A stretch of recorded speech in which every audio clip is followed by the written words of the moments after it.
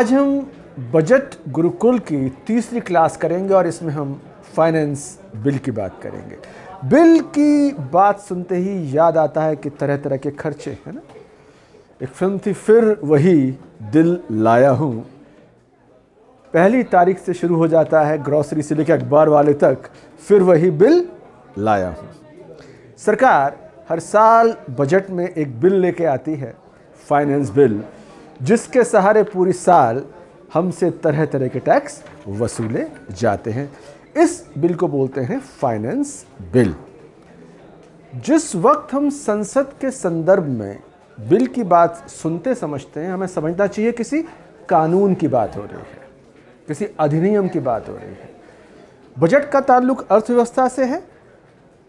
उस अर्थव्यवस्था के दस्तावेज बजट को जब पेश किया जाता है तो बहुत सारे प्रस्ताव पेश किए जाते हैं। सरकार बताती है ये खर्चा वो खर्चा, उन खर्चों का जुगाड़ कैसे होगा, उसके लिए फाइनेंस बिल लाया जाता है। और फाइनेंस बिल में उन तमाम कानूनों को बदलने का प्रपोजल होता है जिनको बदलना सरकार का बिल भरने के लिए ज़रूरी होता है। तो सरकार का बिल भरने के लिए ज़रूरी जो कानून बदलने वाला दस्तावेज होता है उसको हम बोलते हैं फाइनेंस बिल। फाइनेंस बिल को समझना ज़रूरी है। फाइनेंस बिल को हम मनी बिल बोलते हैं। फाइनेंस बिल को हम मनी बिल बोलते हैं। ये हम समझेंगे तो फाइनेंस बिल को और बेहतर तरीके से समझेंगे। Good morning sir. तो जैसे आपने फाइनेंस और मनी की बात की, तो दोनों में कुछ डिफरेंस है या फिर दोनों सेम ही होता है? तो एक्सप्लेन। देखिए, मनी और फाइनेंस दोनों बहुत अलग अलग कंसेप्ट है ना। किसी को एक मोबाइल खरीदना है, 20,000 रुपये का मनी चाहिए, और इसे फाइनेंस कौन करेगा, इसका इंतज़ाम कौन करेगा, जुगाड़ कौन करेगा? मम्मी देंगी या पापा देंगे या दोनों मिलकर देंगे? बजट ने बताया कि 20,000 करोड़ रुपए हमको खर्च करना है, सिर्फ डिफेंस में खर्च करना है। भाई मनी तो ये है, पर इसका फाइनेंस का जुगाड़ कहाँ से आएगा? कहाँ से पैसा आएगा?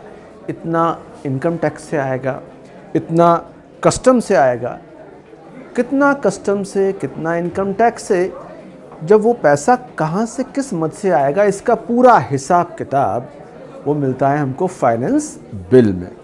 तो फाइनेंस बिल को हमें एक तरीके से और समझना चाहिए। फाइनेंस बिल को कॉन्स्टिट्यूशनली, संवैधानिक दृष्टि से हम बोलते हैं मनी बिल। मनी बिल का मतलब क्या होता है? राज्यसभा और लोकसभा संसद के दो हिस्से होते हैं।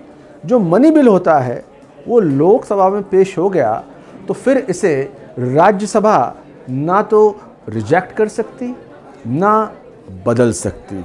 यानी कोई ऐसी सरकार जिसका राज्यसभा में बहुमत नहीं हो, लोकसभा में बहुमत है, तो वो बेखौफ हो सकती है कि राज्यसभा से इसको वापस नहीं भेजा जाएगा। संविधान बनाने वालों ने इस बात का ध्यान रखा कि बजट का डॉक्यूमेंट जब लोकसभा में पेश हो और लोकसभा में अगर बहुमत है तो वो पास हो जाए। यहाँ हमको एक चीज़ और समझनी चाहिए कॉन्स्टिट्यूशनल पॉइंट ऑफ व्यू से, कि अगर लोकसभा में ही बजट प्रस्ताव पे सरकार हार जाती है तो समझिए सरकार का अविश्वास प्रस्ताव आ गया और सरकार के जाने के दिन आ गए। तो मनी बिल को सिर्फ लोकसभा से पारित होने की ज़रूरत है। डिस्कशन सब जगह हो सकता है, पर राज्यसभा ये नहीं कह सकती कि साहब इसको हम रिजेक्ट करते हैं या इसमें चेंजेस करके भेजिए। तो इस तरह से हम कह सकते हैं कि संविधान में इसको मनी बिल की तरह ट्रीट करके संविधान चाहता है कि लोकसभा में इसके फैसले मूलतः होने चाहिए। तो सर, ये बजट एक इकोनॉमिक चीज़ होती है, तो इसमें कानून बदलने की बात कहाँ से आ गई? देखिए पृथ्वीराज, हम लोग सांस भी किस तरह से लें इसके बारे में कानून है। हर चीज़ कानून से चलती है। सरकार और गुंडे में एक फ़र्क होता है। गुंडा चाकू या रिवॉल्वर दिखा के आपकी जेब से पैसा निकालता है, सरकार कानून दिखा के आपकी जेब से पैसा निकालती है। जैसे इनकम टैक्स एक्ट के तहत हो सकता है पिछले साल आप पे टैक्स लगता हो 20%, सरकार कह रही है इस बार 20 नहीं 30% देना है, तो इनकम टैक्स एक्ट में चेंज करना पड़ेगा। कस्टम की रेट अगर बढ़ाई जाती है, आयात शुल्क बढ़ाया जाता है, तो रेट में चेंज करना पड़ेगा। तो रेट में चेंज का मतलब क्या हुआ? कस्टम एक्ट बदलेगा, इनकम टैक्स एक्ट बदलेगा। तो बजट जो प्रपोजल रख रहा है उसका कानूनी इम्प्लीकेशन क्या है, कानून में क्या चेंजेस होंगे, वो सारे के सारे चेंजेस फाइनेंस बिल में पेश किए जाते हैं। तो फाइनेंस बिल एक तरह से कानूनी दस्तावेज होता है। अच्छा, तो सर बजट को हम आर्थिक डॉक्यूमेंट माने या लीगल डॉक्यूमेंट माने? देखिए, बहुत आपका महीन सवाल है, टेक्निकल डिटेल्स वाला सवाल है। बजट में कई डॉक्यूमेंट्स होते हैं। वित्त मंत्री की स्पीच, बजट के आंकड़े, इन्हें आप कह सकते हैं कि बजट के आर्थिक दस्तावेज हैं, इकोनॉमिक डॉक्यूमेंट्स। बजट का जो फाइनेंस बिल वाला हिस्सा होता है, जहाँ कानूनों के बदलावों के बारे में बात है, वो प्योरली टेक्निकल लीगल हिस्सा है।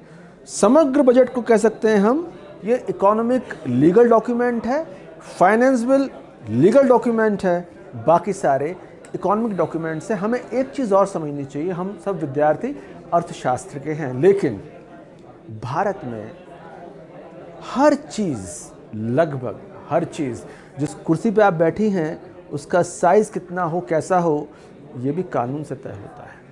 आपको शायद याद ना हो, आपके पिता से बात करें, आपके दादा से बात करें कि घर में हम जो रखते हैं ट्रांजिस्टर रखने का लाइसेंस सरकार से लेना होता था। उस लाइसेंस की फ़ीस हमको सरकार को देनी होती थी। सरकार कहती थी कि इस रेडियो में, ट्रांजिस्टर में जो गाने आ रहे हैं वो हवाओं से आ रहे हैं। हवा किसकी? सरकार की। तो सरकार का हक है कि उस हवा की फ़ीस वसूल ले। लेकिन धीमे धीमे ये कानून ढीले हुए, उदार हुए। उस प्रक्रिया को हम बोलते हैं उदारीकरण, इकोनॉमिक लिबरलाइजेशन।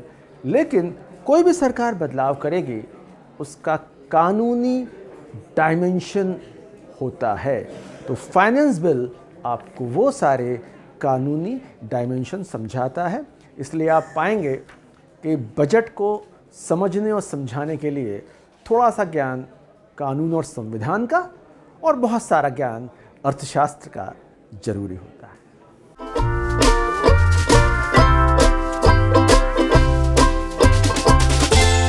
बजट का गुरुकुल।